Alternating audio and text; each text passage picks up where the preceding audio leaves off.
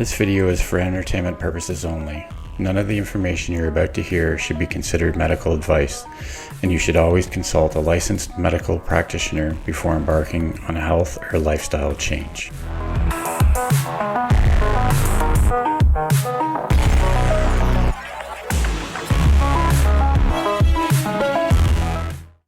Okay, so this week we're on with Michelle. So you go by Keto Mama Michelle on YouTube.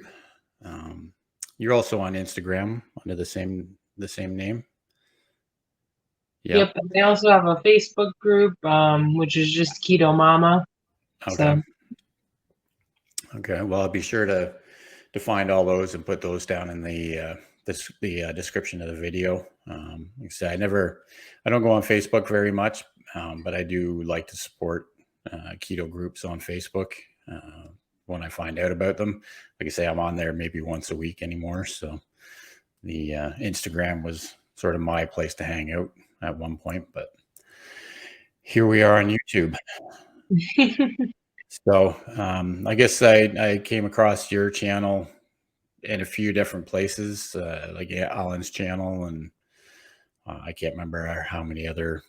You've probably been over to Sheena's channel before as well. So just wanted to have you on here to talk to you about your, I guess, keto journey and sort of how you came across keto and sort of the backstory as to why you decided to give it a try, kind of thing. So I first started keto probably like late 2020.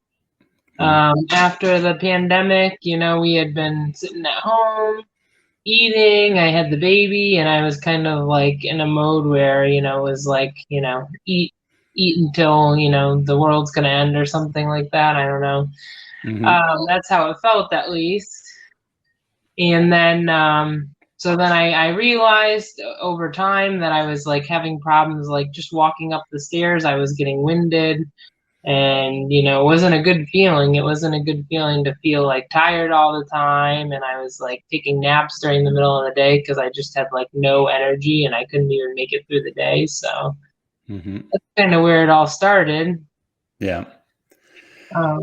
Yeah. And I think I felt probably pretty much the same way too. Like I had a young grandson at the time, and, trying to keep up with him when I'm, 48 years old was just way too much. So, yeah.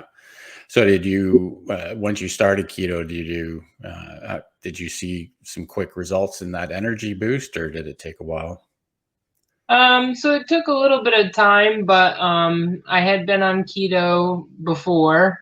Okay. And kind of after my second child, I had tried the keto and it was going great. I had lost some weight, and then I got pregnant with my third, and it ended up being like the doctor was like, I don't really know much about keto, and she's like, I think that you should have a well-balanced diet and not cut out too many different foods, and just kind of, have a well-balanced diet and leave the keto behind. So on that note, I just kind of up and left the keto and gained all the weight back that I had lost, plus much more. And, I wish that at that point I had gotten some other opinions and not just been so easy to throw it by the wayside, and just kind of like kept going on my path. But at that point, I wasn't as well educated, I feel like. So I didn't really know if it would be beneficial to me. But now in the long run, like seeing how, how healthy it is for you and how good it is for you, that would be like one thing from my past that I would change if I could. But you can only move forward. So. Yeah. And I think a lot of people wind up in that same situation. Like, what are you really supposed to do? Your doctor tells you one thing, and, they're supposed to be the people that we can count on to give us the right advice when it matters. Right. But like you say, it's until you do some of your own research and, look at people like Dr. Barry and Nisha and, like the way that they're handling things like that. Obviously I've never had to go through it myself, but you're right. It's just a healthy way of living. So it makes sense that it's not going to be harmful at that time of your life either. Yeah, and I think there's like so many misconceptions around it, and that's kind of like, what I want to like bring to light is that, that it's not this big scary thing that's going to give you heart disease and whatever else, because Hmm. it has made such a difference in my life, and I know it's not one size fits all. So what works for me is not going to work for the next person. But if I can share some of my experiences with everybody and the kind of things that I like to cook and like to eat, that's kind of like the message that I want to get out there. Hmm. Yeah. Yeah. No, absolutely. It's and you're 100% right. Everybody does a healthy lifestyle differently. Um, you don't, I'm sure I'd probably do things differently than you do. I've been keto for 4 years. I've done keto differently, probably like every year for 4 years. So, I'm still trying to figure out what's best for me. And that's the other thing, is that just because it's working, and when you start, things do change over time, and you have to be able to adapt with those changes as well. I think it's great too that you do that because, your body adapts over time. So, by you switching it up all the time and doing different things and making it so dynamic, I think that's great as well because, your body gets used to certain things. You get stuck in a stall, and Hmm. um, you have to kind of change what you're doing a little bit, and it is so dynamic that you can literally do it so many different ways. That's one of the things that I like. So I don't know how you feel about that, but Yeah, absolutely. Like you're right. You can.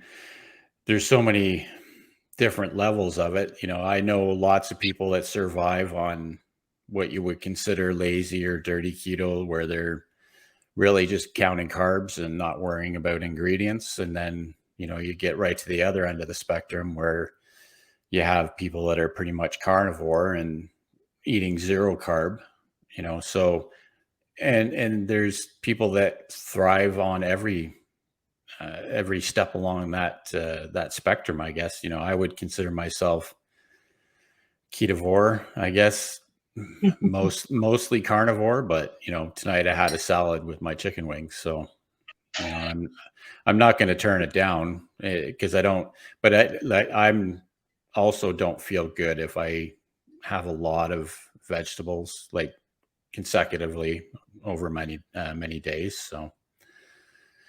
yeah, and I think that that's like one of the things is like, I watch a lot of Thomas DeLauer, and he says that like you eat until you meet that protein need, and also like when you're eating the protein, it's better at helping you to like burn the fat and build muscle. Mhm. So I tend to eat more towards the meat side. I don't focus as much on like the fats, because I know that like when you first get into it, you get this, you get on the tracker and there's this huge fat goal, and you're like, oh my gosh, how am I ever going to eat that much fat? So I tend not to really track my fat as much. Mhm. And I tend to try to lean more towards proteins and veggies. I do like, I love salads. I used to be like, ugh, salad every day, but I've really come around to like really appreciating different kinds of salads and like spicing it up and making it unique. Mhm. Uh, but one of the main reasons why I got into the keto was because I have a family history of diabetes. So I didn't want that to be, the thing that gets to me. And I've seen a lot of really crazy things from the diabetes, people losing limbs and eyesight, and just everything that goes along with it, the insulin and everything, and kind of actually scares me a little bit to, Mhm. see my family members going through that kind of stuff. And if I can put my best foot forward for my kids, that's definitely one of the goals in life, so they can know how to. I can't always make them not eat sugar, so to kind of see what a healthy lifestyle it is. And Okay, so this week we're with Rick from Twinbrook Acres. That's the name of your current YouTube channel, is it? Yeah, that's correct. I just noticed I misspelled acres on Oh, great way yeah. to start off. So it is actually acres, isn't it? Yes, it is. Yeah, I had done the banner with that, and then I just changed it because I saw what you'd put on there. So Yeah. okay, well, it's good to have you here, Rick. I know we've sort of chatted back and forth in other live streams and premieres and in a bunch of different channels that we both follow. And the aim of this show is to try and bring all sorts of different, health journeys to the audience to see to try and help people with their journey. So yeah, like I say, I know I've seen you in, I don't know, countless other channels that are, a lot of them are keto related, but not all of them are. And your channel right now, is that more of like a homesteading type channel? Right. Yep. Yeah. Like I saw one of your last videos, or one of the last videos I watched, you were setting up for the maple syrup for the spring. Yeah. That was recorded back on January 6th, I think. And normally we start tapping in mid-March. I actually started tapping my trees this past Saturday, I think it was, this past weekend, about a month ahead of schedule because it's been so warm. So I'm already tapping the trees, and I'll probably start boiling in the next several days. Yeah, that definitely is early. Like I know I don't really follow it too closely here in Canada, but it's definitely not happening this soon in the year. That's for sure. Yeah. So, like I usually like to, I think you've seen some of the other episodes. I like to try and start off with, a backstory or get to know you and what your, how you came to changing your lifestyle and going on a health journey, and, basically talk about how it's going. Yeah. Well, I can start off saying it's going well. I had my last lab work done a week ago, maybe 2 weeks ago. And everything has vastly improved. And we can get into more details later on that if you want. But I guess my journey actually started, I've mentioned this in different channels and in live chats and different places, but my journey actually started back around 1968. I was in 5th grade in school, and we had a lesson one day on life in the future, and it was 2020, 2030, so present day. And there were many things that they brought up. The most humorous part was they had drawings of what cars would look like, automobiles would look like in 2020. And they said, well, they're going to have to be smaller, more fuel efficient, more aerodynamic. And they had the drawings of the cars, and they looked just like today's cars, little jelly bean things. And so this is in 1968 when cars were works of art, a lot of chrome. And I remember looking at those drawings and thinking, oh man, those cars are ugly. And I still think that. But that was the most humorous part of that lesson that day. And there were other things that they had talked about. But I clearly remember the part about food in the future. And they said that the food in the future would be terrible for us, for humans. It would cause all kinds of illnesses and health problems. And they said that would be because the meats would be loaded with chemicals, and I think they said hormones and different things that would affect us. That the vegetables would be loaded with pesticides and different chemicals. That the vegetables and the fruits would be, especially the vegetables, would be lacking in nutrients because corporate farming would take over the majority of the farming, and they would just grow produce like crazy. They wouldn't rust the soil. The soil should be rusted every couple of years and rotate the crops and all that. And they wouldn't be doing that. They'd just be growing crops every year. So the soils wouldn't have time to regenerate. So the vegetables would be lacking in nutrients. And again, they'd be covered with chemicals. So all of these different chemicals and hormones and all the stuff that's put into the foods that would be put into the foods would affect us and cause us all kinds of health problems. I clearly remember that. So I was always conscious of that. And then I started noticing in the 1980s, people were getting heavier. And they were pushing more fast food and pushing different types of food in the supermarkets. And I remember telling people back in the 80s, watch what you're eating. I learned a long time ago that food's going to be bad for us. And I think that's why we're all getting bigger. And I was kind of blown off at the time, like, no, you don't know what you're talking about. You're full of it. But I think there's more knowledge of that now. So I've always been conscious of that, but it's still caught up to me because the food that we were buying was store-bought food. So I was always healthy, maintained my weight, didn't have any health problems up until my mid-50s. And then it started catching up to me. I started putting on weight. And there's another reason for that. It was, personal situations. So I started putting on weight, and I got to the age where, people would tell me, oh, you should go go see the doctor, get yearly physicals. So I started going every year. And so, they do the lab work every year. And I noticed things increasing in the lab work that shouldn't be increasing. And my blood pressure was going up.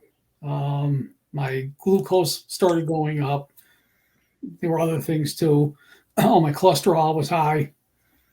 Oh, that's always been kind of high. About 2 years ago was when I really started to notice an increase in my blood glucose levels. And that's when I thought, I got to do something. And I thought back to 1968 in that class that we had. And I said, I think this is all because of the food that we're eating. So I started researching, researching online, going to different YouTube channels. One of the first ones that I went to was Dr. Ken Berry. And one of the first videos I watched, he was talking about the bad food that we're eating. And, he mentioned the proper human diet. And I don't know if I ever called it that, this whole time I had this lesson in my head. I don't think I ever called it the proper human diet, but I remember thinking we're not eating properly. We have to eat proper food. So when I watched his video, he'd mentioned the proper human diet and taking all this junk out of the diet, the standard diet, American diet. He'd mentioned all the processed grains, and that's another thing that we learned about in our class with all these hybridized foods and grains and processed stuff. So he was talking about that, and I thought to myself, this guy's mentioning the same exact thing that I learned back in school way back when. So I started watching more of his videos, and that is really what got me started on my journey back to better health.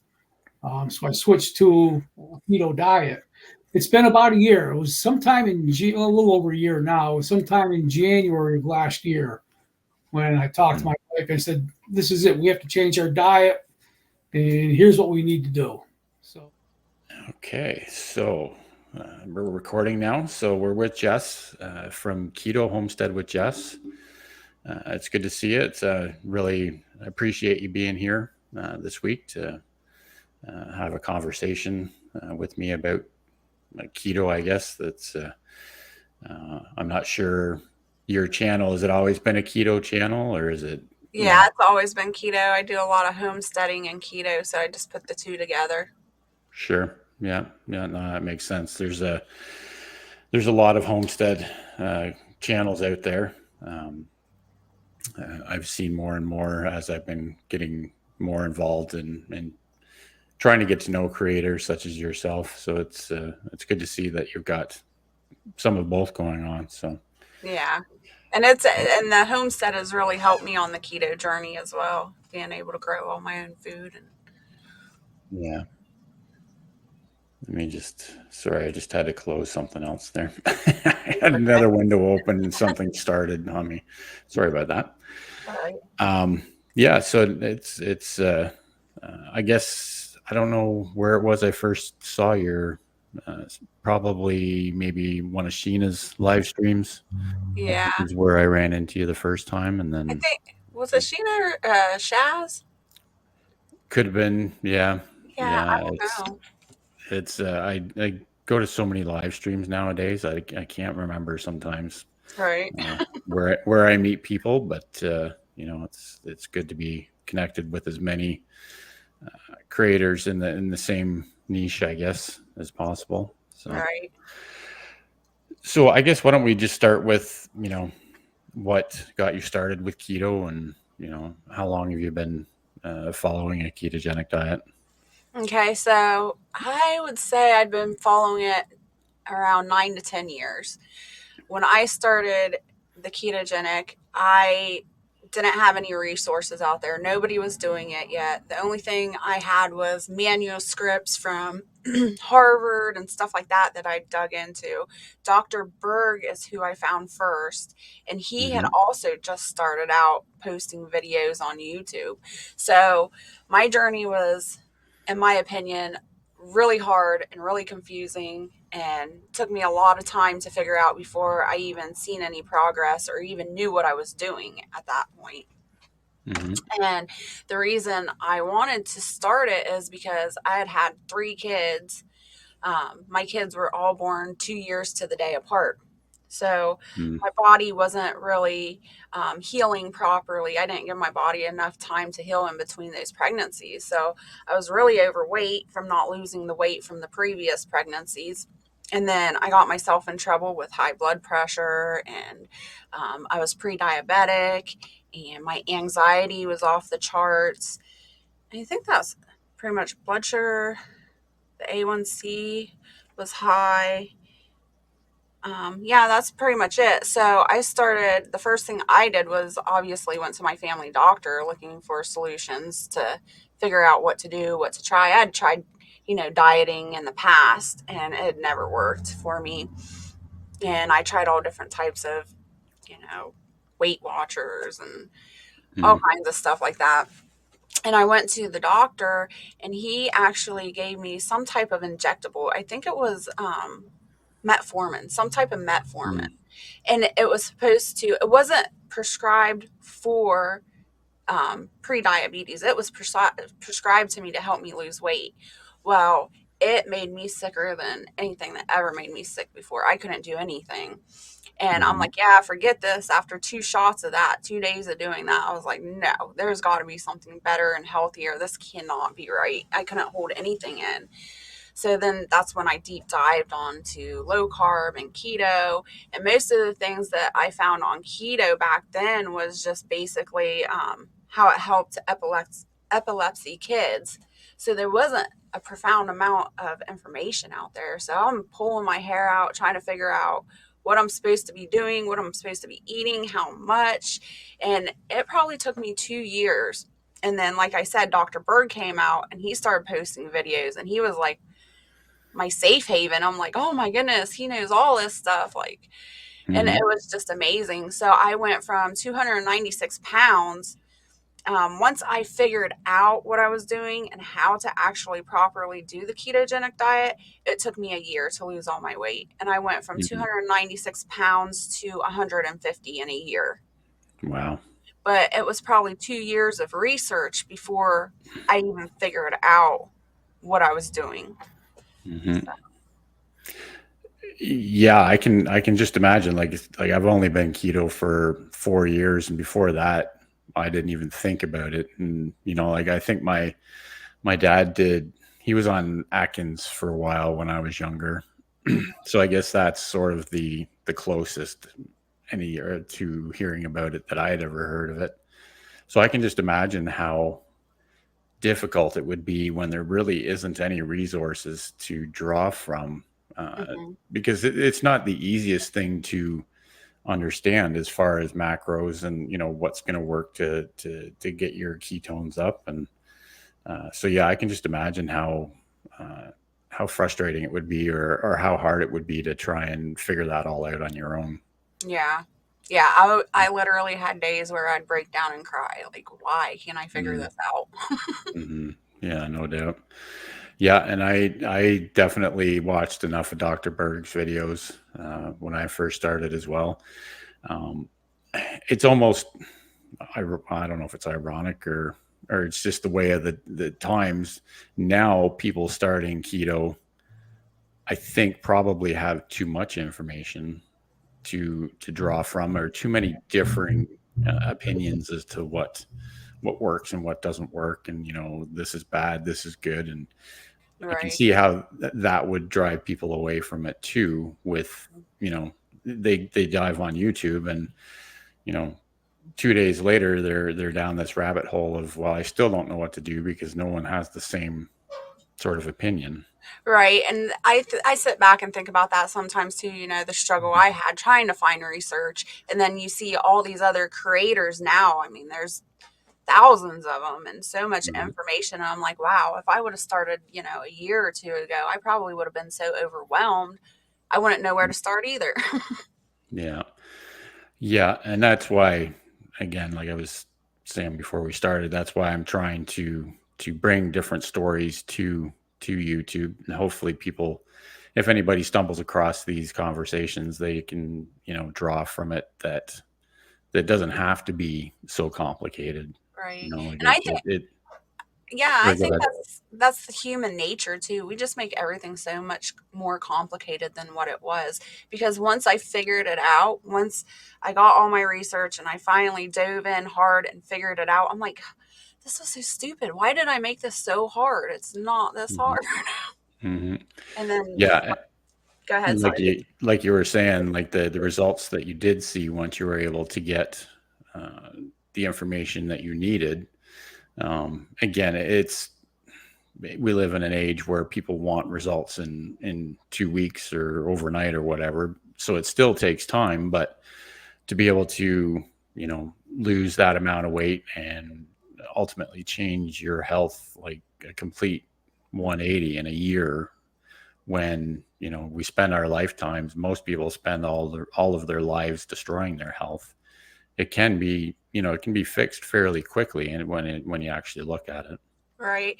And that's the thing too, like starting out, I just want to mention how like discouraged I was by everybody around me, my Mhm. doctors, my family, my friends. They're just like, no, you can't do this. This is for epilepsy kids. Like it's so dangerous. It's like the Atkins diet. You heard all those horror stories about Atkins diet and everything. And Mhm. they like I was like just getting negative feedback from everyone. And when I made my concerns to my family doctor, I told him like I'm not taking your shot anymore. I'm going to try this keto thing. And he was like, no. He was like, if you do that, then I'm not going to see you as a patient anymore. And I'm like, why? Like, what's so bad about it? And he was like, that's just my opinion and that's how I feel. And if you do it, then I'm not going to see you. And I'm like, but you're not giving me an explanation. I'd like to know, like, why is it harmful? Like, why are you so against it? And he wouldn't Mhm. give me an answer. And I just walked out of there like defeated, like, who am I supposed to turn to then if I can't turn to my doctor? And I'm like, well, I got to the point where I'm like, screw it, man. Like, I'm going to just do it myself and then I'll prove everybody wrong. And that's what I Mhm. did. And I lost all the weight. And then I made an appointment a couple years later. I walked back in the office and he did that double head take. He's like, whoa. He was like, what did you do? And I was like, I told you I was doing the keto. And he has never said anything since that day about it. Okay, so we are recording. Sorry, how do you pronounce your name? Is it S- Sana or Sana? Sana. Sana. Sana. Okay, Sana. Okay. Well, it's good to have you here with us this week. Your YouTube channel has been, you've been showing a lot of support around the keto community. So I had seen you in a bunch of different live streams, and you know, and then I've seen seen your videos posted, so I wanted to sit down with you and sort of get your story with keto, because I'm assuming you're, I have seen that you're was the last couple of videos you're sort of dabbling in carnivore now a little bit, or Yes. yeah. Yes. Yeah. So why don't we just start with, sort of what your history is with, with the SAD diet and how you came to keto in the first place, and then we'll go from there.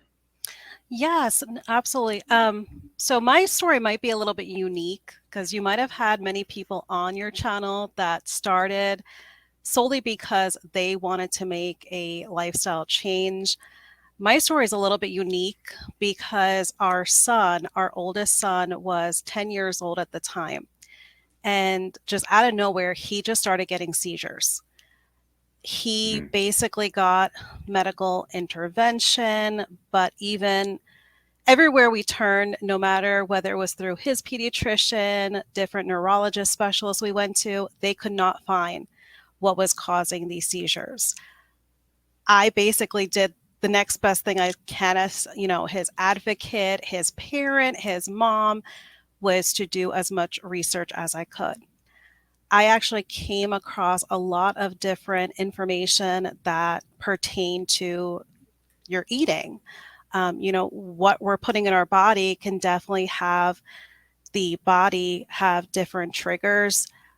I figured, what do we have to lose? It's the food that we're changing. And if it helps, it helps. If it doesn't, we learn from it.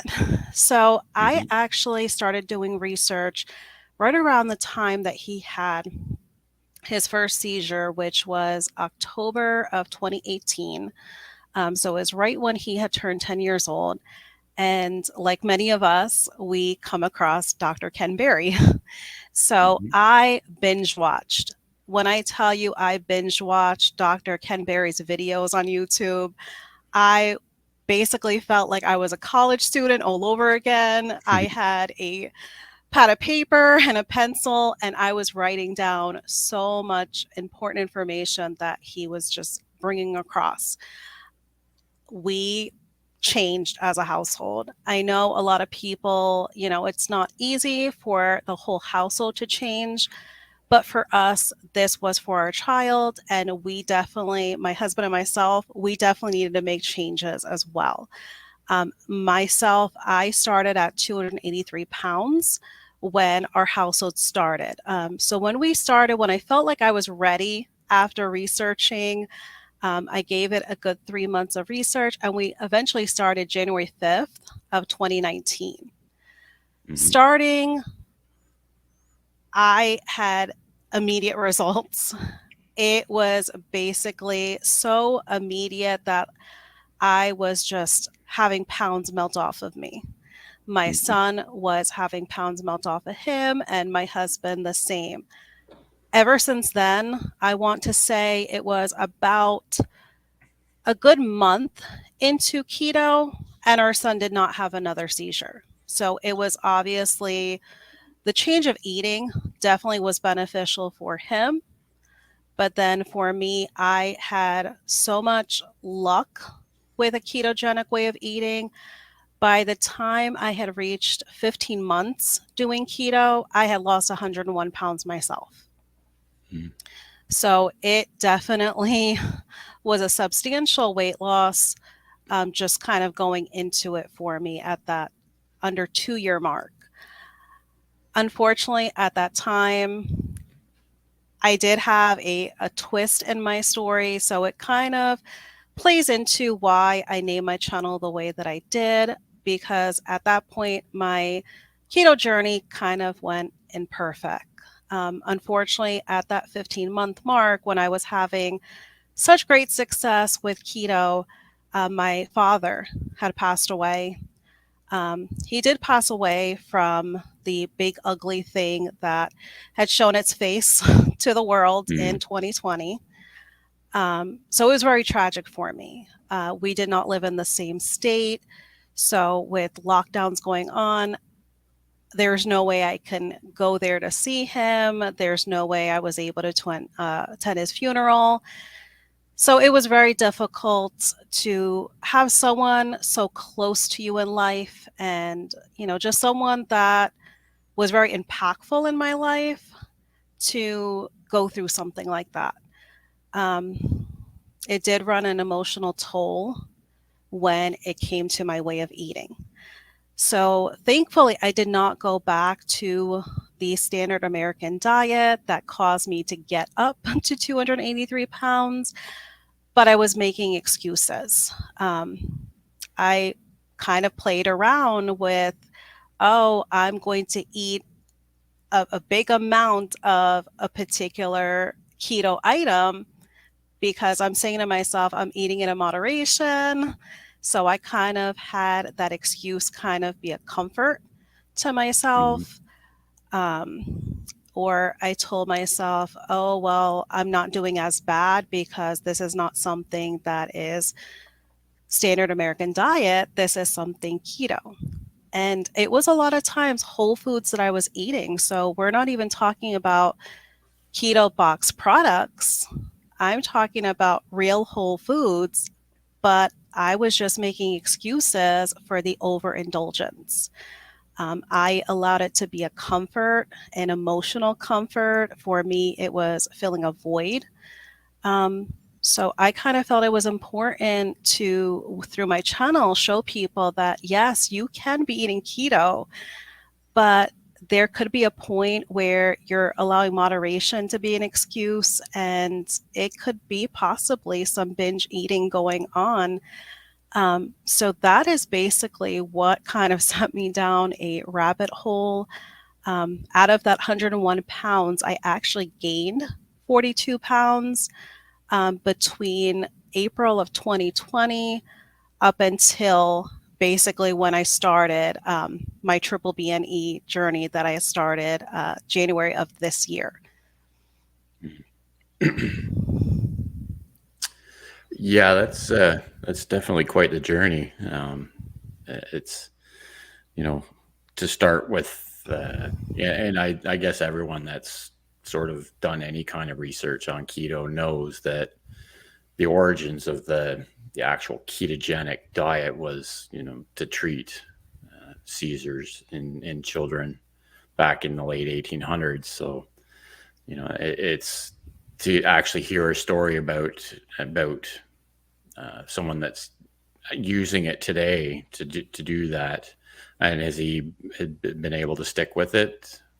Yes, he currently right now he's 14 years old and still yet my entire family, they're on keto. So even we have his little brother that was actually about to turn 2 years old at the time. So obviously it was easier to transition him to the keto way of eating because he really did not know much of the standard American diet. He literally was, coming off of breast milk at that time, and he was able to get right into just kind of eating the whole foods, just the ketogenic food. So everyone in the household, they still have stuck with the keto way of eating, and he has never, since that time of 2018, he has never had another seizure ever again. So you're talking about a matter of over 4 years, and he's not had any issues at all. Okay, so we're recording with Alan from Alan's Awesome Keto World. How you doing today, Alan? I'm doing great. How's everybody doing? How are you doing? Yeah, Jason? yeah. No, I'm good. It's a kind of a cloudy Sunday out there today, but the weather's warmed up a little bit after our foot of snow that we got on Friday, so I can't complain. Yeah, we're still having cool weather here, but it's supposed to be not so sunny these sunny California days. So in Southern California, but today's supposed to be getting better this week. So. Yeah, well, yeah, can't get any worse. Hopefully here, I'm hoping that we're done with winter now, but yeah, it's hard to say here. So yeah. Cool. Well, thanks for being here. I do appreciate you coming by and spending some time with us. The sort of aim of these presentations or interviews, as you will, is just to try and bring some different stories to people, because everyone's got a different different story to tell about how they started keto and, how things are going. And so why don't we start there, sort of, if you can, give us some background as to, what led you to a keto way of eating and, sort of how things have been going. Yeah. So I started back in, I'm going to say October of 2017. I actually went to the doctors for my annual physical. And my doctor said, you're considered morbidly obese and, you're right on the borderline of type 2 diabetes and you've got high blood pressure. And, and he says, you're really heading into a world that's probably not real good to go into your golden years with. So he suggested to me at the time that I started doing keto. He said, check keto out, look at it, see if it's something that you think is viable. So from there, I started looking at it, watching, of course, you watch all the big guys, right? Like Thomas DeLaury, and then you start watching some others and starting trying to get some information. There's so much information. It's really kind of overwhelming. And everybody is different, right? So like you said, so I started back in October trying to do it. And that's where I started my journey and been doing it ever since. So a little over 5 years now. Yeah, and I see from your channel, you're pretty.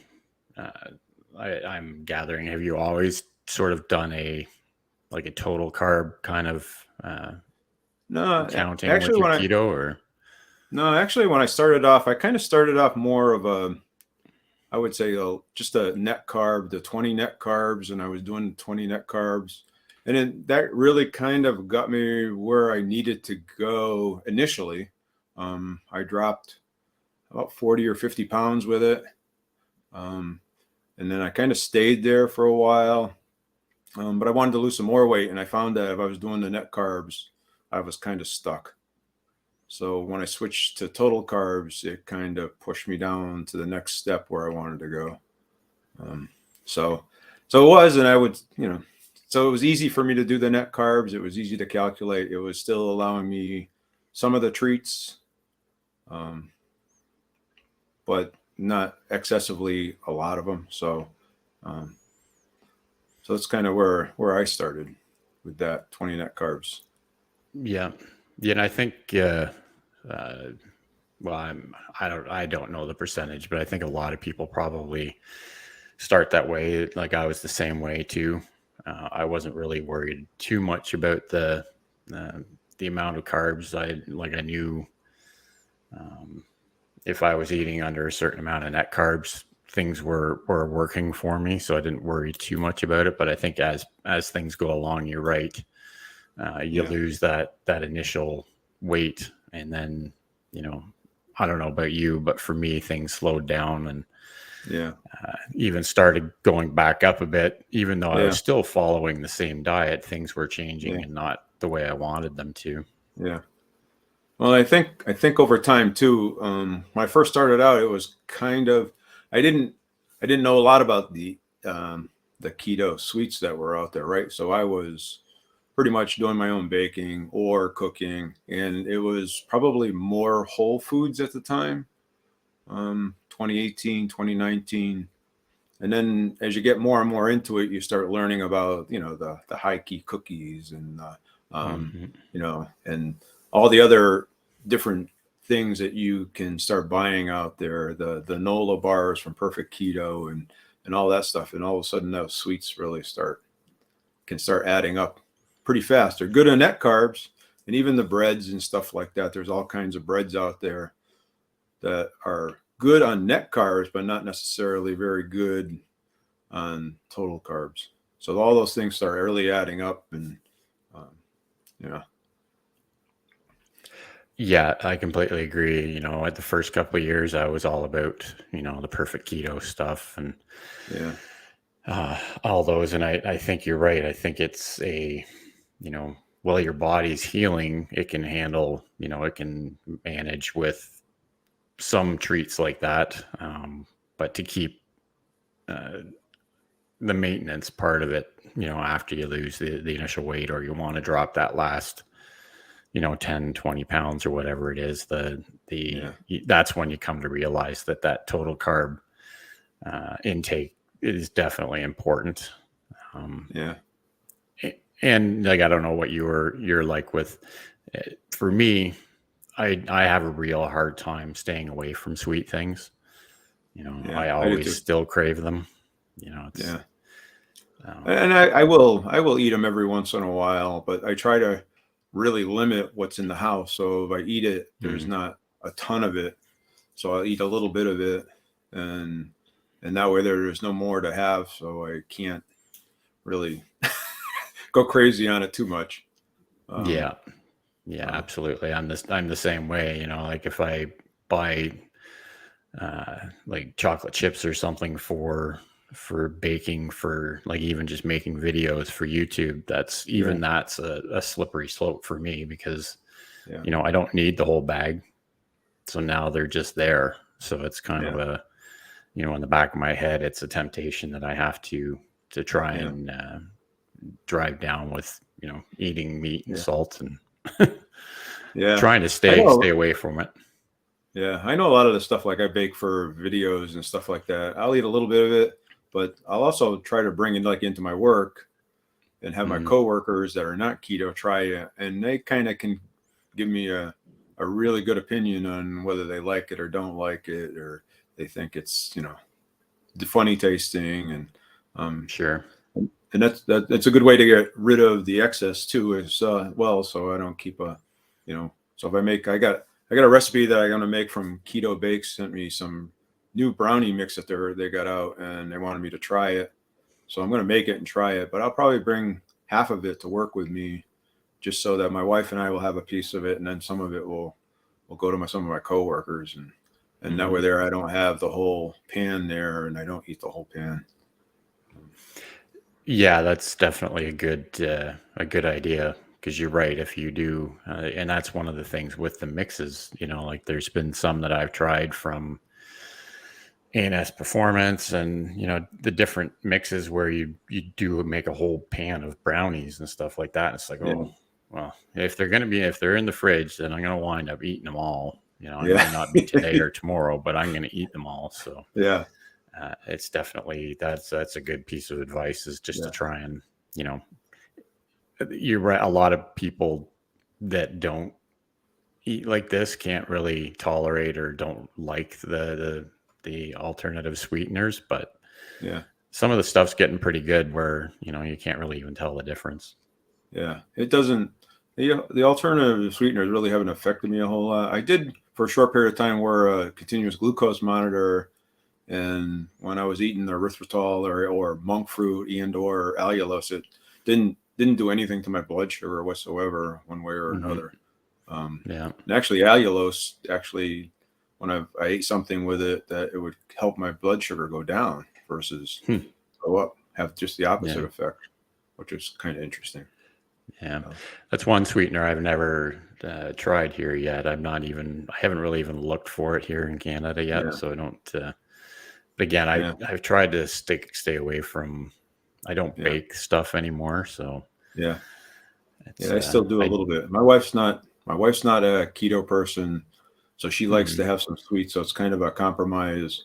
Rather than her bringing in the full sugar ones, we'll bake something. Not a lot of it, like I say, a small pan of it, and then it satisfies her, and I can have a piece or two of it and not feel too guilty about it. But again, trying to stay away from it 90% of the time. So sure. I hear you. But my diet has really. Sorry. I was gonna say my diet has really changed doing this as well. I mean, when I started first doing it, it was kind of basic. The whole foods, veggies. But as I got into reading more about the labels and then trying to really decipher and discovering some of the things I was eating was not really that great for you. So it became from a weight loss goal to more of into a health goal as well.